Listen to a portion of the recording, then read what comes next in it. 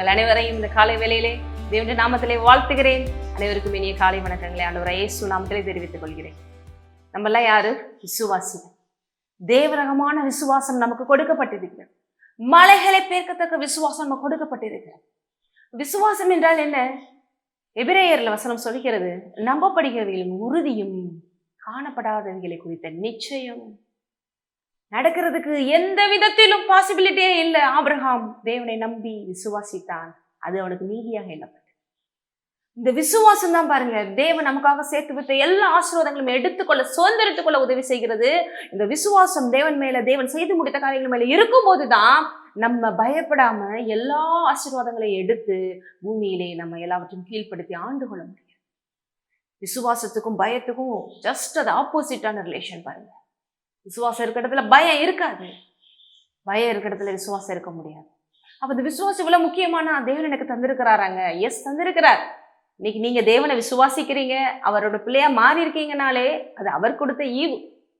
கிருபையினாலே விசுவாசத்தை கொண்டு ரட்சிக்கப்பட்டு இருக்கிறோம் இல்லையா? தொடர்ந்து ஆவியானவர் மூலமாக அதை வரமாகவும் கொடுத்திருக்கிறார், அதை கனியாகவும் கொடுத்திருக்கிறார். ஆகவே நம்ம விசுவாசித்து பெரிய காரியங்களை காணலாம்.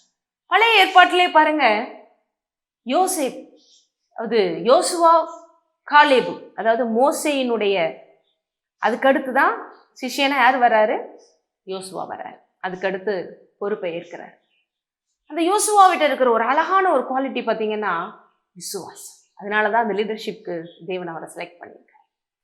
யோசுவாவும் காலேபும் பாருங்க, எத்தனையோ இஸ்ரவேல் மக்கள் இருக்கிறாங்க, ஆனா அவங்க 2 பேர் மட்டும்தான் கானானை சுதந்திரிக்க முடியுமான்னு சொல்லி வேவு பார்த்துட்டு வரும்போது அநேகர் போய் பார்த்துட்டு, ஐயோ அங்க ராட்சசர்கள் இருக்காங்க, ஐயோ அங்க பெரிய அளவுக்கு பிரச்சனைகள் இருக்கும், போராட்டம் இருக்கும், கண்டிப்பா நம்மளால முடியாது அப்படின்னு சொல்றாங்க.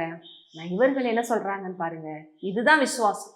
விசுவாசிக்கிறவன் இப்படித்தான் பேசுவான், விசுவாசிக்கிறவன் பதற மாட்டான், விசுவாசிக்கிறவன் எல்லாம் ஆகும் என்று செய்வான். ஏனென்றால் அவன் யார் மேல் நம்பிக்கை வச்சிருக்கிறான்? தேவன் மேல் நம்பிக்கை வச்சிருக்கிறாங்க. பாருங்க, என்னாகமம் 13 சொல்றாங்க, 30 காலேப் மோசேக்கு முன்பாக ஜனங்களை அமர்த்தி, நாம் உடனே போய் அதை சுதந்திரித்துக் கொள்வோம், நாம் அதை எளிதாய் ஜெயித்துக் கொள்ளலாம்.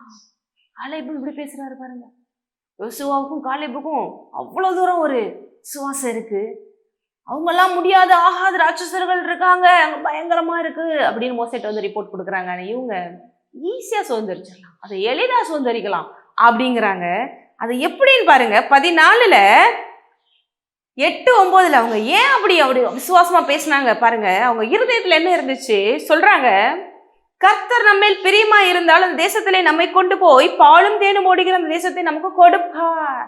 கர்த்தருடைய பிரியம் நம்ம மேல இருந்துச்சுன்னா கண்டிப்பா அவர் கொண்டு போவாருங்க. பாலும் தேனும் ஓடுகிற தேசத்தை நமக்கு கொடுப்பார். அப்ப இன்றைக்கு இந்த கர்த்தருடைய பிரியம் உங்க மேல என் மேல இருக்கா? 100% இருக்கு. ஏனென்றால் இப்ப புதிய ஏற்பாட்டுல இயேசுனுடைய மரணமும் உயிர்த்தெழுதலும், அவர் நமக்கு செய்து முடித்த காரியமும் நம்ம மேல அவர் எவ்வளவு பெரிய வச்சிருக்காருன்னு காமிக்குது. அப்ப இது மேல விசுவாசம் வராம வேற எது வரும்? விசுவாசம் பாருங்க, அன்பினாலதான் கிரியேஷன். தேவன் நம்ம அன்பு கூறுகிறார், பதிலுக்கு அந்த அன்பு நம்ம அவர் மேல கூறுறது. இதுதான் பாருங்க விசுவாசத்தை செயல்பட வைக்கும். அந்த அன்புதான் உங்களை துணிஞ்சு செய்ய வைக்குது, சொல்ல வைக்குது. தேவன் நம்ம மேல பிரியமா இருந்தா கண்டிப்பா அதை நம்ம சுதந்திரிக்கலாம், கண்டிப்பா அதை என்ன பண்ணலாம், ஈஸியா சுதந்திரிக்கலாம்.